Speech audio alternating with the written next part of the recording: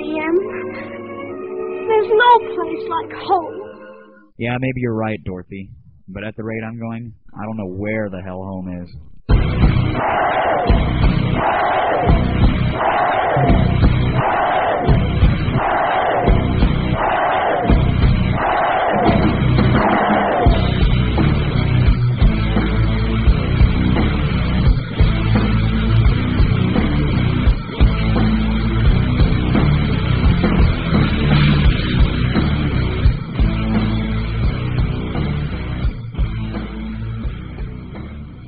Well, pack up the trailer, Elsie. It looks like Captain Immy moved again. That's right.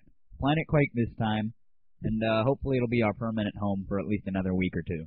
If you guys don't mind, just give me a brief second to ward off all the attacks I've had made at me in my email box. I highly doubt that by moving to Planet Quake, I've become a sellout. Reason being that I'm still not making any money, and this time I'm going to have more listeners and more bandwidth behind me. So if that's a sellout move, then I don't know what isn't. And in response to not responding to your emails, what do you want from me, kiddies, okay? I'm trying to get the shows out as fast as I can with as much material as I can, and I even mentioned that I read every single piece of email, and I really do, and I don't reply unless I have a reason to. So if someone just gives me show topics, they'll know if I used them or not, of course. And if someone just emailed me to tell me I suck, I'm not going to reply to them just to say thank you and go to hell. And for those of you who said I was too commercialized now that I'm going to Planet Quake, I don't understand. The banner is required by Planet Quake. I'm not making any money off that. The coming soon, that's a little bit different than a under construction sign. Yet if it makes you feel better, I'll be more than happy to make those all dead links that you can't click on. And finally, I'm still using my personal email address. I haven't switched to a Planet Quake one, and I'm still giving out my ICQ number like crazy. So if that's not personal, well, you can suck my left nut.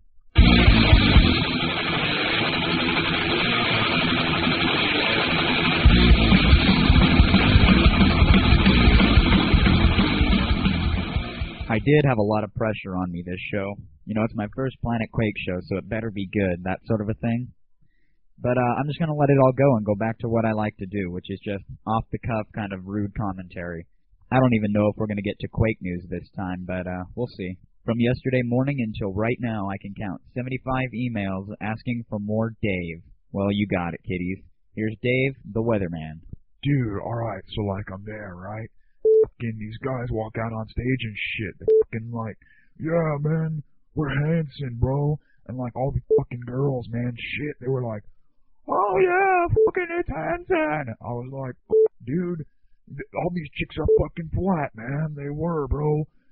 So they're all fucking picking up their guitars and shit. And they're like fucking, ba, ba-doo-ba-da, ba, ba-doo-ba-doo, and shit like that, man. I was fucking, fucking this bop, man. What the hell? But dude, like in the end, I was just really fucking pissed because all these girls were so flat.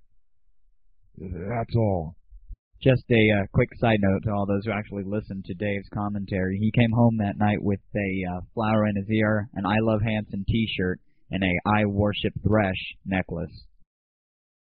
I suppose I should get to some Quake news now, so we're going to play around with the agenda, and I'm going to give you my review on a game called Action Quake.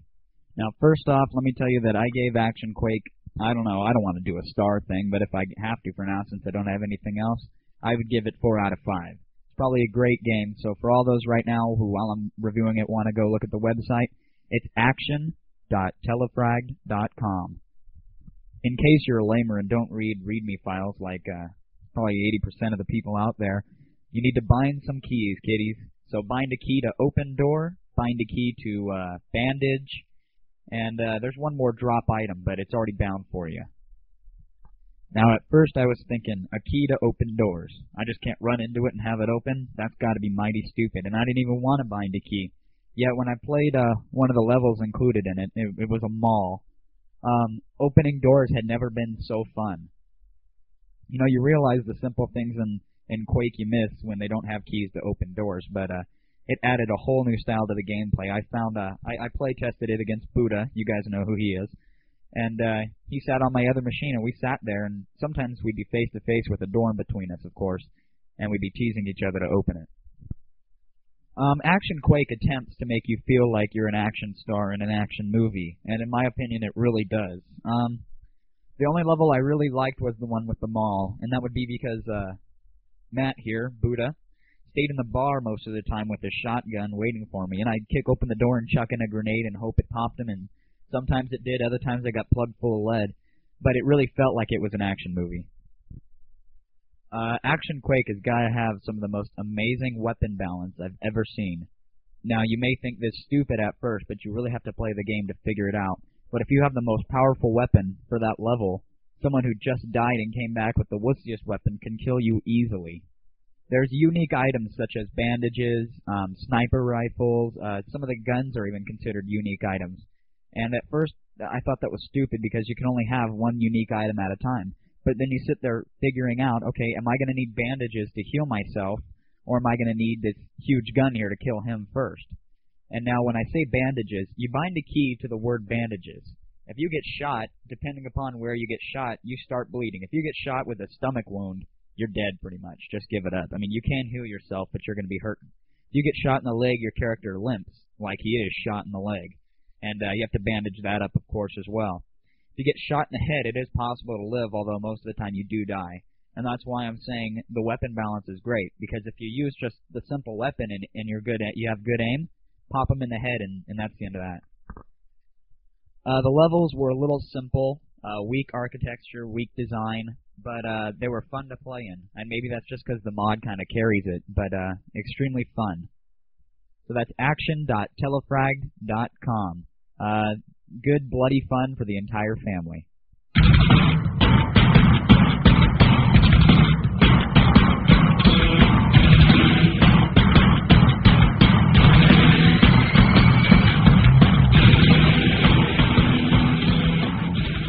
I want to plug a website really quick that was brought to my attention by a wanker, the same guy that did my webpage and images. It's located at www.theforce.net. And although you'd expect nerds like Thresh to hang out at a site like this, that's not going to happen here. There's a link off the main page to a show called Troops. Now, Troops is a parody of the TV show Cops, if it was set in a Star Wars atmosphere. And now, I'm not a big Star Wars fan, and yeah, I have watched the TV show Cops, but it's one of the funniest things I've seen. And if you don't have a connection capable of grabbing that many files without tying up your modem for a week, you definitely want to grab Show 3. If that's the only one you get Show 3. Getting back to the Quake news, I want to talk about the auto-download feature. I don't understand why you guys wouldn't like it. If you don't have a map, it'll grab it for you. If you don't feel like grabbing the map, you quit. Same thing goes for all the other files.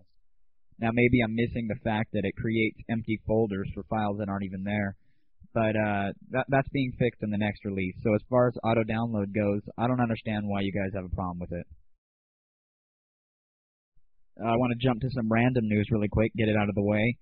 For those of you who have been ICQ bombed once or twice, there's a new protection patch out made by the guys at www.warforge.com. That patch will stop people from sending you random UIN requests and messages. I'm going to return to rant mode really quick if you guys don't mind. This time it's on MTV. I used to love MTV until what I saw, let's see, that would be on the 10th. MTV did one of those 12 Angry Viewers shows. You know, it's really just a bunch of pissed off people, you know, trashing some of my favorite videos. But they get Ananda, you know, that African queen, they get her to host a Metallica tribute instead of Matt Pinfield. What were they thinking there? Now, for those of you who consider yourself real fans of Metallica, then you'll know about the video 1. Now, 1 was a fairly long video, and it was a pretty hard tune as well. So they show 1, and they have the little viewers, if that's what you want to call them, review it. They play 45 minutes of the weakest part of the song, and during that time they've got the screen so cluttered with other things like scrolling text and live video of people watching the video. It's so pathetically stupid because it's almost like you have to squint to see the actual video behind all that crap. So they played the video, and now it's time to rate it. The strict majority of all these viewers hated Metallica to begin with. so their decisions, of course, are going to be biased. But when you come to people that can't stand Metallica at all, these kind of Rapper's Delight kind of people that only get down to Mac 10 and the notorious PIG, and he comes to them and he says, I don't like the video. Metallica sucks. Down with Metallica. What's that? Oh, come on. And then they give it a 1, and that drags everything down. And they go to the next person, and they do the same thing, and the same thing, and the same thing. And that just really got on my bad side. To make it even worse, they play 2 more videos, and the same exact thing happens. You know, Puff Daddy Mac 10 gets on there and says he hates Metallica, down with Metallica. And that's it. That's how the entire show went, and it was horrible. And so, MTV, you suck.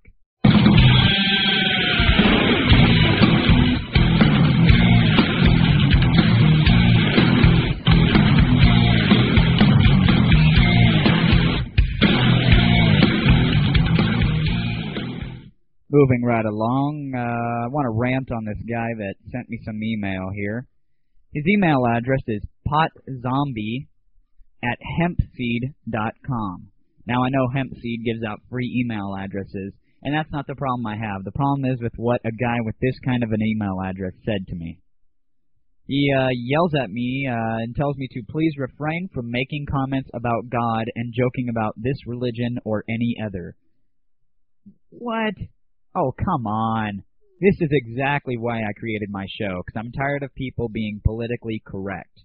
I mean, how messed up are politics anyways? But he says I'm going to lose a lot of listeners because of stupid religious jokes. In my opinion, if you're that religious, you wouldn't be listening to my show in the first place.